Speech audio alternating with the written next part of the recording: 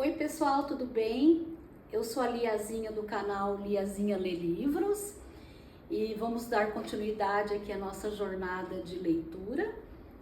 Como eu já falei no vídeo anterior, o nosso livro de estreia, o livro escolhido, foi de Santa Teresa de Jesus, conhecida como Santa Teresa d'Ávila, e o título é Castelo Interior ou Moradas. Essa é uma tradução das Carmelitas Descalças do convento Santa Teresa do Rio de Janeiro, e a introdução ela foi feita pelo professor Jacinto José Lins Brandão, da Universidade Federal de Minas Gerais. É uma belíssima introdução que vale muito a pena a gente começar e se entregar para essa leitura, para essa introdução. E sempre quando a gente começa um livro, é importante que a gente observe tudo que está escrito, a tradução, a edição, se é uma reimpressão, se é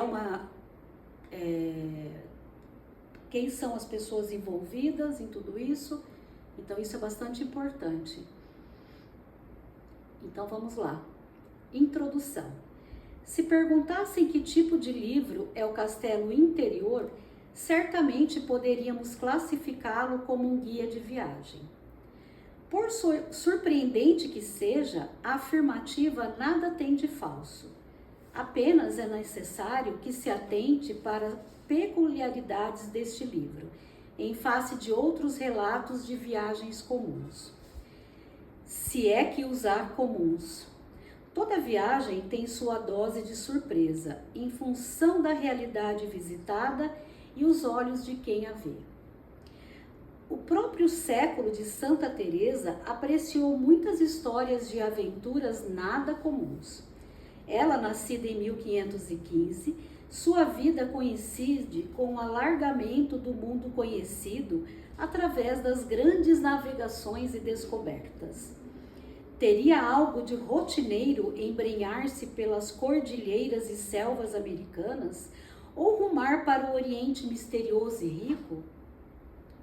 Haveria algo de comum nas narrativas dessas viagens, como as de Hans Staden, André de Trevet e outros, que descreviam de forma fabulosa e mítica as terras recém-achadas a oeste, além do oceano? Não, sem sombra de dúvida. O que, porém, diferencia o castelo interior das demais é o rumo a ser tomado. As outras descrições tratavam de aventuras exteriores, em terras muito, muito distantes. Teresa descreve aventuras experimentadas em rota mais surpreendente e misteriosa, pelos caminhos do nosso mundo interior. Como quem já os percorreu, ela escreve: os que se lançam por eles pela primeira vez podem assim abrir seu guia de viagem e se orientar. Com uma vantagem: os guias comuns, encontráveis nos escritórios de turismo, relatam friamente os pontos de interesse e nada mais. O guia de Teresa equivaleria propriamente a uma conversa. Aquela que já conhece o roteiro conta o que viu aos que vão partir. Não só os que se pode ver, mas também pequenos cuidados. Coisas geralmente esquecidas. Onde achar pouso seguro, qual a estrada mais indicada e o que temer e em quem confiar. A rota interior nada tem a ver com mera viagem de turismo. É rota de migração. Quem parte deseja alcançar o termo para aí ficar. Torna-se, portanto, imprescindível achar um guia seguro que não permita errar o caminho. Esse movimento, é claro, na estrutura das moradas, a autora concebeu-as num esquema muito simples, um objetivo a ser alcançado e uma alma que avança até ele. O objetivo aí seria não um país distante, mas o próprio interior da alma. Um castelo. E por que um castelo? Porque ali mora um rei.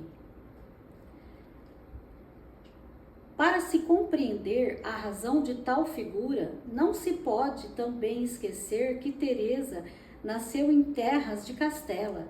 Sua cidade, Ávila, lembra um imenso castelo, com muralhas, portões, vigias e torres, onde se agitavam monges e cavaleiros, preocupados em correr caminhos, estes as velhas estradas da Espanha. Aqueles as sendas do próprio espírito. Não era sem razão que Ávila se chamara Cidade dos Cavaleiros e dos Santos. E um parêntese aqui, eu estive em Ávila, na Espanha, recentemente, e de fato a cidade é dentro de um castelo. É um lugar belíssimo. O castelo medieval, com sua estrutura maciça, aparece assim como uma das bases da metáfora usada pela autora, não porém como única. Sua concepção é mais abrangente. Não se deve imaginar tal castelo no mesmo plano, nem seus recintos como enfileirados, não. O castelo é um diamante em que todas as moradas se colocam ao redor da central, onde está o rei. Mais que a própria construção em si, interessa quem a habita. Tudo mais será regulado em função deste centro. Interessa o âmago, como num palmito, diz a madre, em que há muitas camadas envolvendo a medula saborosa. Essas camadas são compostas de moradas ou aposentos. No castelo há muitas delas. Hoje pensaríamos num arranha-céu, com sua infinidade de apartamentos repletos de gente. Porque também nas moradas interiores há muita gente. Porque também a única diferença é que a santa insiste em que se deve considerar tudo com amplidão, sem medo de exagerar. Nada de aposentos estreitos e escuros. Ela própria se espanta diante da capacidade de uma alma, reconhecendo que muito pouco sabemos a seu respeito. Uma alma é tão ampla quanto um mundo vivo e repleto de gente e segredos. A gente do castelo são as faculdades, a inteligência, a vontade, a memória, a imaginação e os próprios sentidos. Como parentes, amigos e servidores, às vezes ajudam, às vezes atrapalham. Costumam se desorientar, sobretudo, quando o hóspede se faz notar saindo de seu aposento para comunicar-se com o espírito. A série de comparações e figuras inspiradas na vida de um castelo constitui assim o fio orientador da obra. Foi um feliz achado, a própria Teresa o admite, acrescentando que servirá de base para tudo o que disser. Através dele, pôde a santa alinhavar num só corpo um conjunto de indicações e considerações muito amplo. A ideia do castelo, ora como um palácio medieval, ora como diamante transfigurado pelo sol interior, perpassa por todo o livro. Com licença para uma aguinha. Não pensemos, porém, que a autora se prenda a essa ideia de forma exclusiva. Há muitas passagens que temos a impressão de que a figura inicial foi esquecida e substituída por outras. É que Teresa tem esse jeito de explicar as coisas fazendo comparações. Ela confessa ter esta vaidade e de achar que explicando tudo a seu modo, usando figuras, torna-se mais fácil entender. Assim ela vai dizendo coisas indizíveis, fazendo-se compreender com clareza e elegância. As comparações se sucedem. Deus é como um sol, no centro de um diamante. A alma como pedra preciosa traspassada pela luz. A alma é árvore plantada à beira de regato límpido, se em estado de graça, junto ao lodaçal, se em pecado. O amor é como abelha, nunca para, sempre se exercitando em fabricar o seu mel. O pecado é mordida de víbora, que provoca inchação constante. As paixões e vícios são animais daninhos e selvagens, enquanto os devaneios da imaginação lembram lagartixinhas muito delgadas que penetram em todo canto.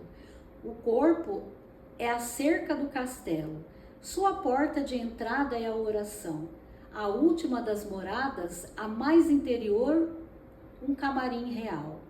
E muitas outras metáforas, dentre as quais duas são a da maior importância, a do bicho da seda e a do matrimônio espiritual.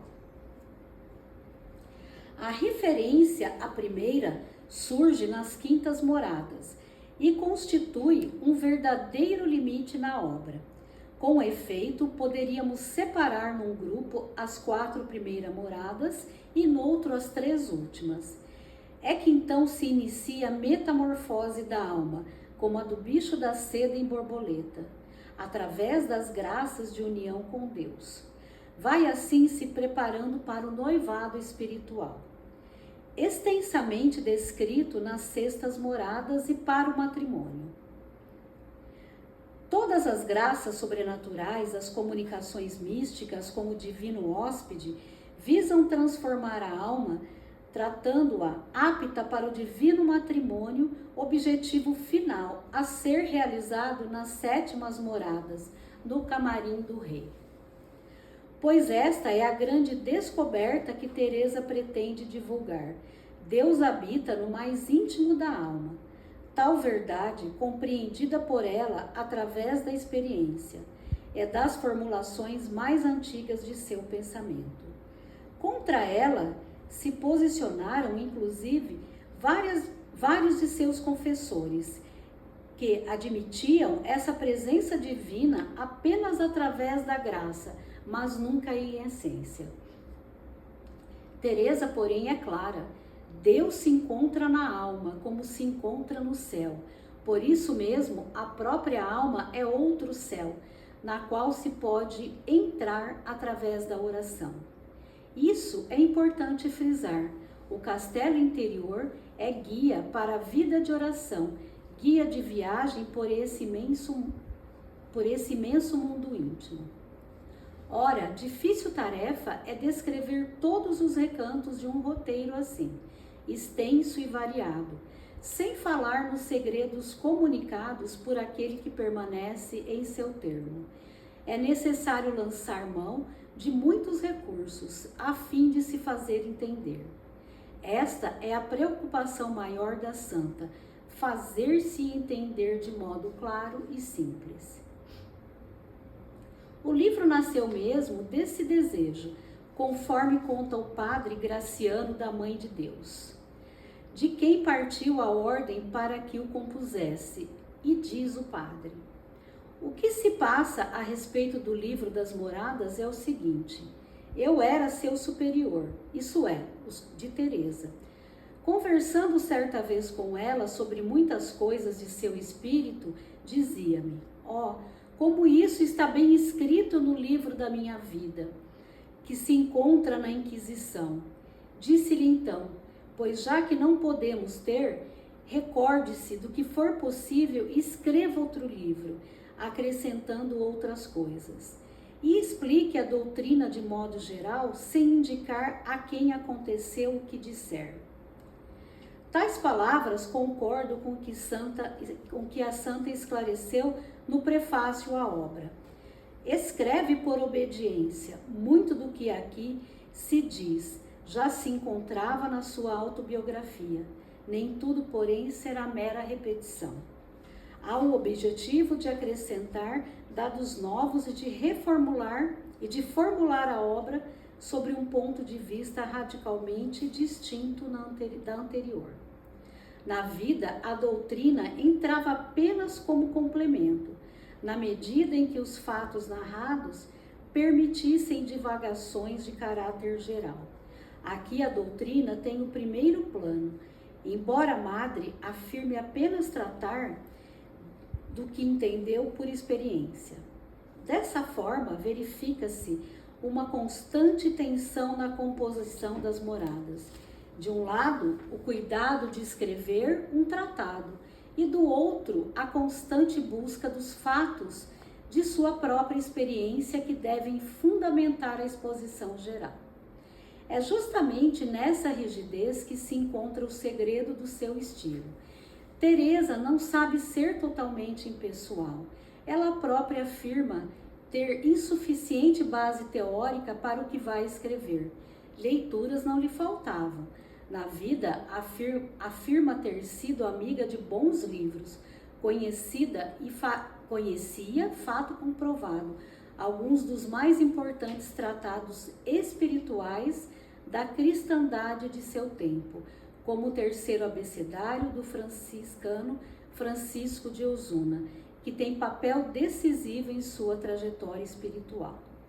As meditações e os solilóquios atribuídos a Santo Agostinho, ou o tratado de oração e meditação de seu contemporâneo Pedro de Alcântara, entre outros grandes escritores. Entretanto, no momento em que escreve o seu tratado, Teresa não tem à mão nenhuma dessas obras. Quando se refere a alguma, falo de memória, acrescentando algumas vezes que não tem certeza da palavra exata. Tal se passa, inclusive, com as citações do Antigo Testamento e dos Evangelhos. Não seria próprio de Teresa de Jesus escrever com base em consulta a outros livros. É absurdo imaginar uma coisa desse tipo, que foge completamente à sua espontaneidade. Nem tinha nela, então, tempo suficiente para rever, sequer para reler o texto. O momento histórico da composição do Castelo Interior corresponde ao da grande perseguição contra os descalços. Nesse período, Frei João da Cruz é preso e o padre Graciano, de completa confiança da santa, afastado do seu cargo de provincial. Diante de tais atribulações, sua obra reformadora parecia fadada ao desaparecimento. Há, pois, grandes hiatos na composição do livro. Várias vezes se refere ela ao grande tempo transcorrido desde que o deixou, bem como a impossibilidade de reler o que já estava pronto. Com licença para uma água.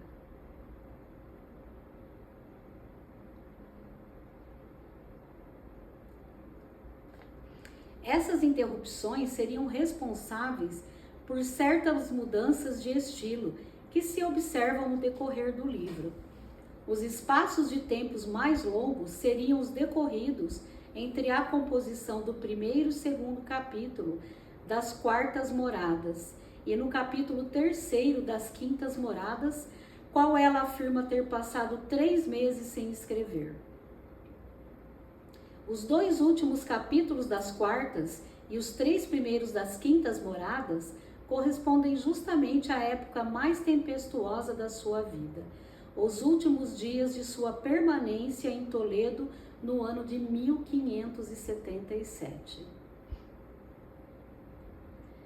A isso se acrescente sua saúde abalada. Ela declara, logo no princípio, parecer-lhe impossível trabalhar tal a zoada que lhe atormentava a cabeça. Mais adiante, analisa o seu estado com a perspicácia que lhe é própria, o que empresta ao relato um tom de profundamente vivencial. Testemunho de vida, isso é o que distingue, sobretudo, as obras deixadas por Santa Teresa. Como ela mesma afirma e reafirma, só fala do que conhece, razão pela qual é ela ainda quem diz. Vai sempre lembrando tratar-se de sua opinião do que lhe parece. Certeza tem, todavia, de uma coisa: o que diz é verdade. Certeza própria dos que dominam o assunto de que tratam, dos que têm autoridade. Tanto assim que seu magistério foi reconhecido pela cristandade como autêntico e seguro. Nunca, porém, tanto como hoje, a declaração do seu doutorado pelo Papa VI é prova e, ao mesmo tempo, um convite a tomarmos sempre seus ensinamentos oportunos e atuais. O próprio Papa afirmou, por ocasião da solenidade de doutoramento, que agora realmente chegara o tempo de Santa Teresa. Se chegou o tempo de Teresa, começa uma nova etapa de interioridade, de busca de Deus, no mais profundo do homem. Começa, pois, o tempo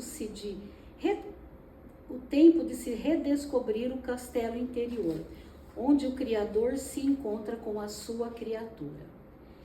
E não são anjos os que habitam essas moradas, lembre-se, são os homens. Eis o motivo porque o livro interessa a todos. Mesmo ao tratar dos fenômenos místicos, a autora não se esquece dos que seguem caminhos não tão extraordinários.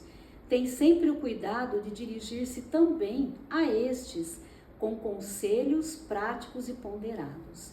Se aqui começa o tempo de Santa Teresa, repetimos, começa também o tempo das moradas. Seu voo mais alto como mestra espiritual, sua mais aquilatada joia, no sentido pleno do termo, um material nobre lapidado numa forma impecável. Tal perfeição de forma e conteúdo é que faz as grandes obras. E assina o professor Jacinto José Lins Brandão, da Universidade Federal de Minas Gerais, com uma nota. O Convento de Santa Teresa do Rio de Janeiro agradece a valiosa contribuição dedicada e desinteressada do professor Jacinto José Lins Brandão na revisão da nova tradução do Castelo Interior. E é isso, nós ficamos por aqui. Muito obrigada por ter me acompanhado e não esqueça, curta, compartilhe e acesse o sininho e dê like, tá bem? Até o próximo vídeo.